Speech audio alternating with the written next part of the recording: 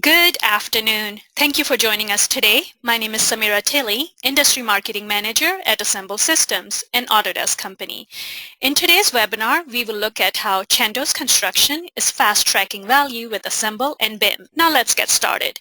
It is my pleasure to introduce you to Nick Zeben, Product Manager at Autodesk. Go ahead, Nick. Hi, everybody. Thanks for joining us today. As Samira said, my name is Nick Zeben. I am the Product Manager for Assemble here at Autodesk. I've been at Autodesk for about 13 years now. So Vincent, I will pass to you. Hi, so my name is Vincent Plurs with Chandos Construction. I'm the BIM Manager for the Western Canadian Division.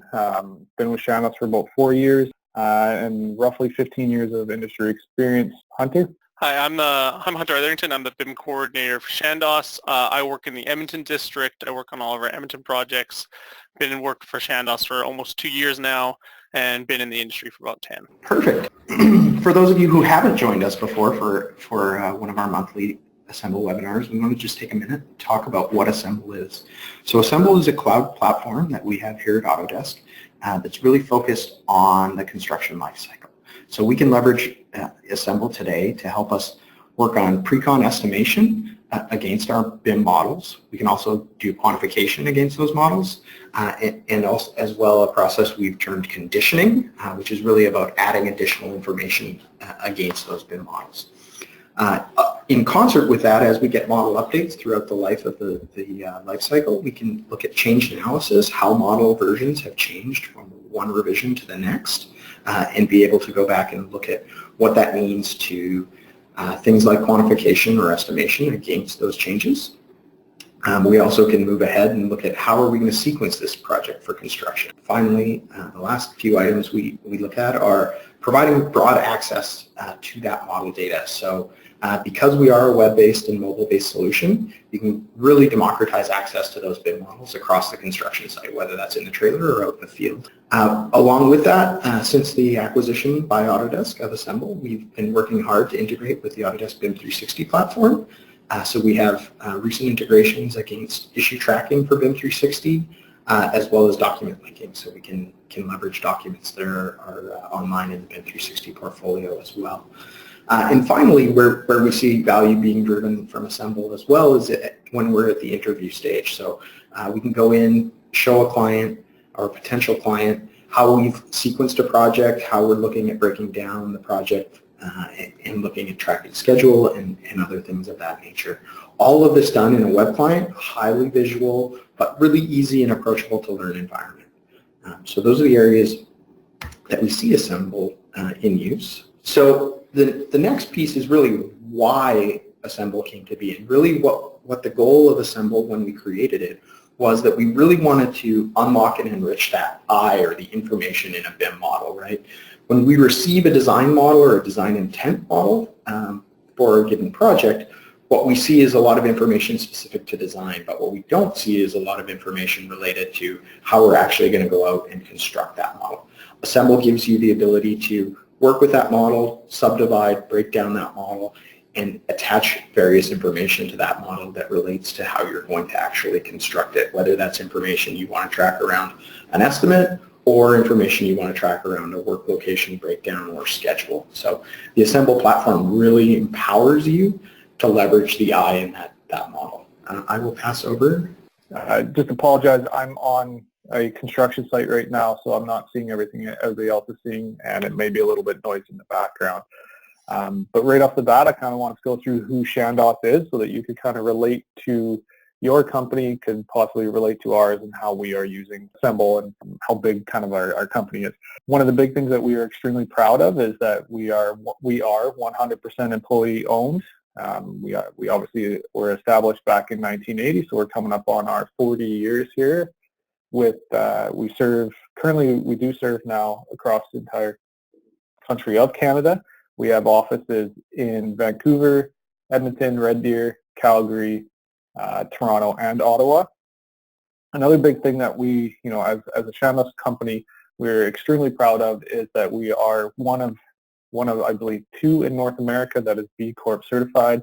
If you do not know what B Corp certification is, I highly recommend you looking it up. It's basically saying that our company does better for our employees and does better for the communities that we work in. A couple of the things that are huge for Chandos within our value services are IPD. In the U.S., IPD has probably mainly been used on a lot of healthcare projects with Sutter Health, but IPD has really made a huge leadway within the Canadian market, and we believe that we are a huge proponent of that. We're sitting at about 24 projects completed in IPD, and currently we have about 7 or 8 on the go. And I am at site in just outside of Toronto on one of our projects. Another one is Lean. Lean is a huge thing within our company themselves. A good example of that is we have a 9 a.m. Mountain Standard Time meeting every Friday where the entire team gets together and we do a presentation. This goes from the office to field, from Toronto all the way to Vancouver. We all meet at the exact same time, and we talk about an improvement that a site has done that they're extremely proud of. I think another thing that's huge for Chandos is their sustainability movement. We'd like to say that we've been doing sustainability before sustainability was a thing and became even required on projects anywhere within North America. We have been hitting a quite successful target of about 74% waste diversion, and for 2020 we have a 90% waste diversion target that we're trying to hit. So that's kind of about the background on Chandos. I'd like to talk now about kind of the BIM team, so we can jump to the next slide there and kind of get a background of, the BIM team within Chandos is not new, but it's not that old either. Chandos has really been involved in BIM for about the last 5 years. We mainly started on our IPD projects, but we've grown to utilize it in approximately 80% of all of our projects across the board. This includes, design, bid, build, lump sum, construction management, and of course our IPD project. Our team grew from roughly 2 people based out of our Calgary and Edmonton offices, and now we're 7 strong with a BIM representation in just about every one of our offices. Now, to put that in perspective, our BIM team is 7 people, but we work on about $400 million worth of projects each year between those 7 people.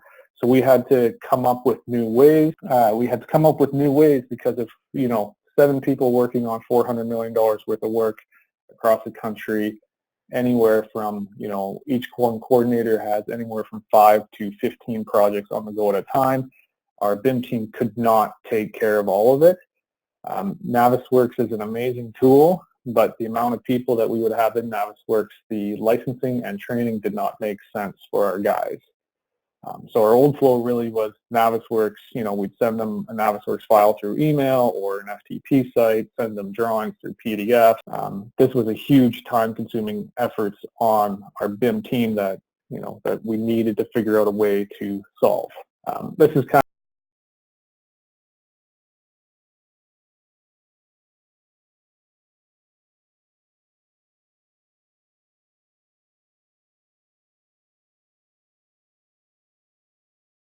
where we got Navisworks up on a model, drawings below, but really, the guys on site really only ever used Navisworks Freedom. So they had no way of changing or, saving data, adding properties in, creating views and saving any of that stuff that we can now do. So down those lines, next slide there, we really had to start solving some of our problems. We only really had a few people that had their hands on the data, right? There's no real good way to get models to the field. We couldn't save or export data without buying more licensing. That wasn't really an option for us because we don't have a lot of, we're not cash rich, right? And we had a very small team, and it wasn't going to grow any much bigger than what it is now. So in our discovery period, we spent well over 6 months looking for different options. We several phone calls with multiple companies, multiple interviews, people coming in the office, salesmen pestering us day in, day out for 6 months. And then we started realizing that, in order to get a decent system, we had to start involving estimating our field teams, IT. We had to go from buying Samsung tablets to iPads, so on and so forth. So it became a real large not just a BIM task, it became a whole company task at this point. And at the end of the day, we needed a product that was extremely construction friendly. This is something that we could take out to our site and didn't have to use, huge data amounts. At the end of that all, if we can jump to the next slide there, our solution at the end of the day was using Assemble. Really, we got to, next slide, democratize, access to BIM. We were able to really give BIM and the data that's in behind it to the guys that were out on the site who actually knew what they wanted and how they wanted to pull that information out. And it was all from a browser base, so no additional real software was added to it. The ability to get the models into the site and have the guys actually start using it was huge for us. The Navisworks was used, but it wasn't necessarily something that really appealed to our teams, and it wasn't getting widely adopted because they couldn't save, they couldn't go back to the work that they'd done previously. There was no real nice way to look at the sheets and the drawings at the same time, but now we've got drawings, sheets, all in one easy view, data's there, and the online viewer was huge for our guys. Not only that, the use of the mobile app has probably been one of the biggest things that our guys love. They've got little pockets in the back of their vest. They can grab that app, pull it out when they're looking at something with a bunch of trades and say, oh yeah, that works, that's great.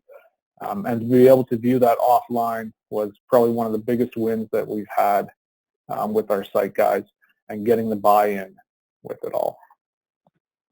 As I had mentioned just a little bit earlier, is that sheet viewer option where the guys could see something on a sheet that made sense, that looked like a piece of paper that they are used to. They were able to see this in a 3D model, click on it, and see it in both instances. We've had multiple projects where guys have gone in, saw something in a 3D model that didn't make sense on the sheet, and realized, we had it on this project here where the guy was like, who knew there was aluminum paneling on a project, right? Assemble was actually the only way that we found out there was aluminum paneling on it. Complete miss by the entire team, and obviously wasn't budgeted for, but Assemble helped us find those. Next slide. And being able to actually dive back in and have our site guys start putting data back into the models has been huge, right? We could actually see where they were on site. We used pictures of the as-built or what has been constructed, what hasn't been constructed, and the ability to actually even create separate properties that everybody could use. And like I said, the ability to save views. Those are the 4 or 5 biggest reasons we actually went with Assemble. Now I'd like to hand it over to Hunter. So Hunter's actually going to go through some, a little bit more in depth of how we've actually used it on site, so that everybody can see where this has all gone. Awesome. Thanks, Vince. So I'm going to kind of go through how we use Assemble from early stages of project into the field. So first I'll touch on estimating. When we're lucky enough to get models pre-tender, we work with our estimating teams. It's something that doesn't happen that often. It's still pretty much a rare thing that we get them while we're still tendering a project. So they aren't yet working on doing full takeoffs from a model. So what we're doing is when we do have the pre-tender models, we're augmenting their workflows. We're allowing them to verify their counts with the data volumes areas we get from the model. In this image, this is an option where it's just showing how our team works with our estimating team to align how they break down their tenders. So we actually broke the model down and conditioned the data to make it ordered into master format, so matched how their tender was doing. So now moving into pre-construction. We've tried to use a lot of different ways in pre-construction, but we use it for project understanding, quality tracking, production planning. In this instance, this is more production planning. It was a renovation of a heritage building where we had to remove and replace the entire foundation. And also that's a complex task to do and required us to break down different pour sequences and demo sequences to visualize that to the team. So we did that in multiple ways. One of the ways we did that was using Assemble And a really great win on this is we actually had the help of a tech-savvy concrete foreman that works for us, and he actually did a lot of this modeling for us for this concrete sequencing. It was a really huge win for us. Next on to 4D scheduling. So still in our 4D scheduling, or pre-con world, helping the team with our 4D schedules and 4D modeling. So we started to use a software called Fuser, and there's an automated process in which we can take the elements from Revit and immediately assign them to tasks from a Microsoft Planner schedule and have that be an automated sequence within Fuser. But it's a very complicated process and somewhat lengthy. What you have to do is we have to create an instance parameter for all categories in Revit called 4D task ID. Then we have to copy all the names in our Microsoft project schedule into those instance parameters. And then from there, we have to assign each of those, assign it to all the elements, and then we have to export that and hope we haven't missed anything. We've had a lot of issues with that, just not being, we've missed something and it doesn't go to the software. We've copied the name wrong, or we thought we copied it right, but it was just that there's a space at the end of the name that came through and it messed up the whole system. So what we've done instead is now we've added that parameter and sent it to Assemble, and we've now been able to condition that data a lot easier. So say for level 1 concrete, we have to assign it to both columns and walls, and we're able to easily filter out, just get our level 1 information, sort by material, and assign all that in a one-step process instead of having multiple different schedules, selections, and everything like that in our model. So a quick question on that one. So ultimately, you're then going back to Fuser after you've conditioned the data, correct? Yeah. Yep. Yeah. Okay. Perfect. So you're able to leverage Assemble to help smooth that conditioning process. Yeah, it really helps, because then I can what I could do before we were missing data, we were missing elements to assign the instance parameter to. I could just sort my data in Assemble by that instance parameter, and then find all my not assigned elements and make sure they were on the right 4D task ID. It was a really, really smooth transition to Fuser from there. Yeah, that's fantastic, and I think that's really where we see, that's that core value proposition we see for Assemble is in that information space inside the BIM model. So glad to hear that. I'll let you keep going. Yeah, Hunter, I just wanted to ask there too, what was the time that you estimated was saved by using Assemble for that task ID? I could say easily 6 to 8 hours of work just getting through that, like getting through and organizing that data. It really sped up that process. Perfect. On to point clouds. Awesome. So one of the big things we were looking at was also our point cloud. We've been doing a lot more work on our renovations, scanning existing conditions, and trying to share that with our project teams. And it was still that same 3D scan, take some screenshots, make a PDF, email it, or save it into our project folders and communicate with our teams that way. But there's just always that disconnect from actually them absorbing that data and understanding in greater detail what we have. So finding a solution where we could use Bloom and its connection to Assemble to upload it to the same site that they're already looking for at the model and the information is a huge win. I know when we're trying to implement new processes, trying to encourage our teams to be engaged with BIM information, the more steps they have to take to get to that information, the less likely they're going to do it. So having it all in one in this one package is awesome. Yeah, and just a point of clarity for everybody, Assemble has an integration with a company called Bloom CE, and they provide that point cloud integration for us, so that's what's empowering this particular integration. So next we're moving on to site level. So we're moving on to how we use this on site and how we train our staff on site. It's been a growing process trying to get that engagement to the site level. I've gone through multiple rounds of my little hour-long lesson I teach our site teams, and we found that really the best way to get them involved is ask them what they need. I don't know what a superintendent wants out of the model. I know a little bit, but I don't know the exact tasks he's doing. So if I can prompt them and get a good response for what they want, we can go through and learn all the tools through an actual process instead of just going through the tools and expecting them to understand what they can do. So in this instance, they were looking for the volume of concrete for this base pool slab. And so we just went step by step And through isolating that data, they learned the tools to then save this view and create it themselves another time.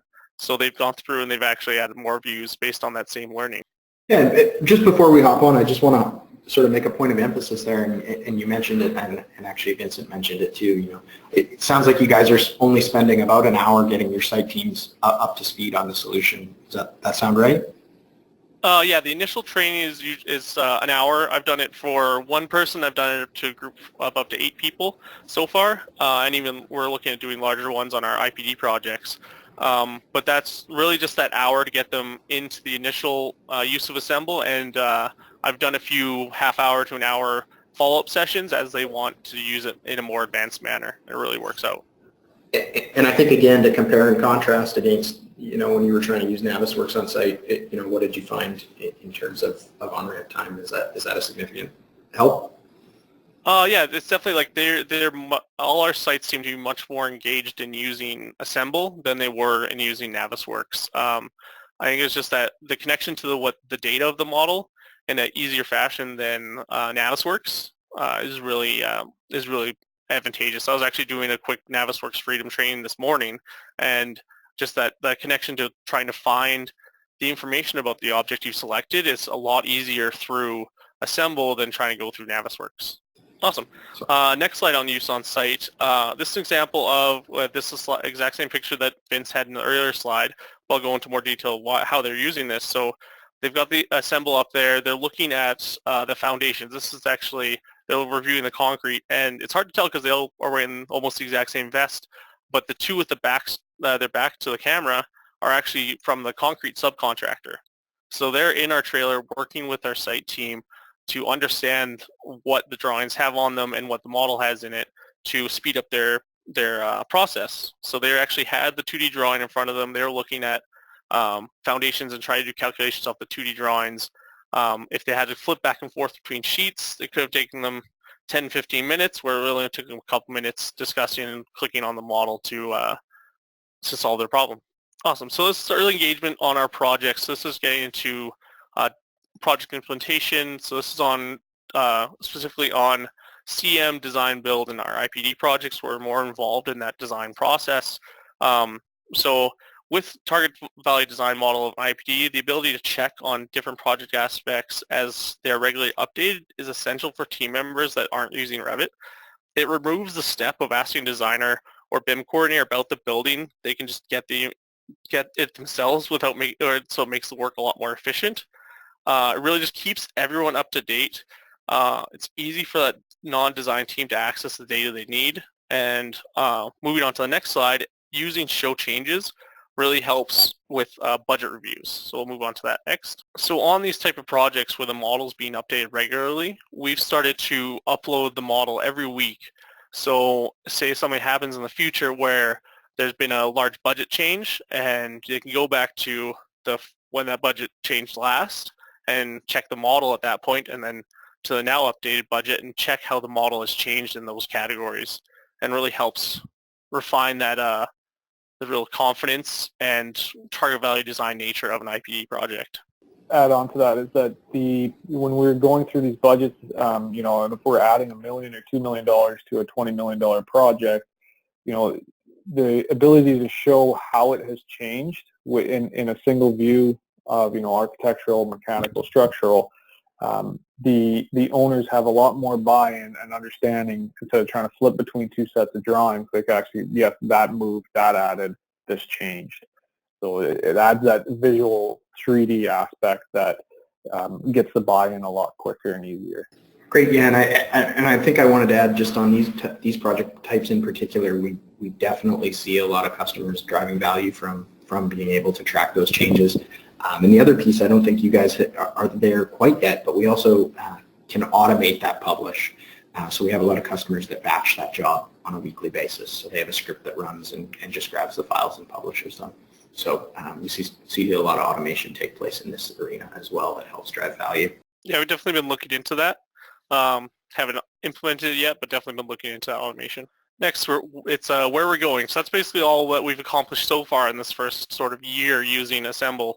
So now we're moving on to what we're looking at in the future. So first looking at Power BI, so the inclusion of the data from Assemble straight to Power BI, so we can look at dashboards, look at trends, stuff like that. So one thing we're looking at is the example earlier of the steel being installed. We're trying to track steel progress and hopefully forecast for time required to finish the rest of the project, the amount of work they've actually done, and build that into what we're working on. As we move on to the next slide, we're actually working on aligning our BIM team with a lot more of the Chandos corporate goals, and one of those is our earned value management. So tracking that with this is really something that we're looking at getting involved in. Other things we're looking to get involved in the future in a greater integration is not just our project teams, but also our other support teams. So one thing we're looking at is with our business solutions team, we're looking at a way to get the Assemble data into a data warehouse that they can use in their ERP system to visualize data from the model. Like I said, our goal at Chandos is to be a BIM integrated contractor, and we see the continued and more advanced use of Assemble as a tool to accomplish that goal. We want our teams to look for the information first, then use our BIM team for support instead of the way it is now. All of this is really built on our previous success of using Assemble and the ongoing support from our teams using that tool. So just to probe a little deeper on that point there, you said, the goal is to have your teams look at the tool first rather than ask for help from the BIM team. Can you quantify, or have you seen that happen in this past year? Yeah, actually on our next slide, as we talk about that, measuring the success, that's actually one of the things that we've been trying to measure is just those requests for information. So so far we're still working on the actual firm metrics, but for some rough numbers, we've definitely been reducing the amount of time our BIM coordinators work on each project because of the amount of projects we work on. Any reduction in that time really helps our entire process, because that helps us eventually. If we reduce our time by 10% on 10 projects, that's a whole nother project that we can work on. So it really helps us out. Then that next point, that 50% reduction in information requests. So I've noticed, because I track, every week I track whether it's a task I've been planning to do or something I've been asked last minute to do. That has really decreased since we started using this. So it's a big takeaway. And then that just increase in access to the BIM data. We have everyone that's working on projects is on Assemble, and they're able to access that data. Next is just the quantitative value. Some of this harder to measure. Really just improved decision making, collaboration, project understanding, and really helpful to get more information to stakeholders. We talked a lot about getting the information to our project teams, but we can also share this out, and we have shared this out quite easily to our clients and project stakeholders that way. Yeah, those are excellent. I think it's great to see that you guys are seeing the return on the investment. It's really helping the business. With that, I'll say thank you to Vincent and Hunter. Perfect. And I think we answered most of the questions. A lot of the questions that are coming in, you guys have already addressed those. I think we are doing great. I do want to give you guys each a couple of minutes to add any closing thoughts or advice that you may have for some of our attendees looking into implementing Assemble and BIM into their existing workflows. So I will start with you, Vincent. Anything else you would like to add? As a general contractor, actually that Navisworks addition to being able to go from Navisworks up to Assemble was huge for us, because a lot of times at tender stage we get they don't want to give us Revit models because they think that there's too much liability in actually giving us the Revit model, so they send us Navisworks model instead. And the ability to actually go from Navisworks up to Assemble at the tender stage has saved us tons of time and understanding of a project. Just as any estimator knows, your tender stages are short, 2 weeks. You got to understand an entire building and get numbers out so quickly that it just, the use of a model to understanding it has been massive. Another thing that we really looked at when, advice, if you're getting into Assemble, it's not just a BIM department's decision whether or not to get into it, is that you really have to involve your entire company, your construction managers, your, project directors, because it really does change how the entire company starts looking at a project. Yeah, I guess those are really my 2 big points for closing. Yeah, and in case any of you have taken a look at Assemble in the past, the Navisworks plugin was new within the last year, so Chandos was fortunate that this was their year to roll out because we released that just this past year. Perfect. Hunter, anything you would like to add? I think the only thing that I would add is when you're working directly with your teams on using it, try to show, understand that this is adding to, they're learning something new. It's adding to what they're already doing. So allowing them to kind of implement it and tell you how they work in the first place is really where you're going to get the benefit. I know also an example working with our design teams, it's talking to them about how they work with their process. You don't want to dictate what they want to do. You want to learn how they're working so you can better affect that. Perfect. Nick, anything you would like to add before we close? No, I just want to reemphasize and thank Hunter and Vincent for spending some time and talking to us today about how their first year of experience with Assemble has been. It's been fantastic, and as a Canadian, I appreciate putting a little Canadian content into our monthly webcast series. Absolutely. Thank you so much, Vincent and Hunter, for such a great presentation. And thank you, attendees, for joining us today. And we truly appreciate you spending some time getting to know more about Assemble and Chandos Construction. And we hope that you can join us again on another Assemble webinar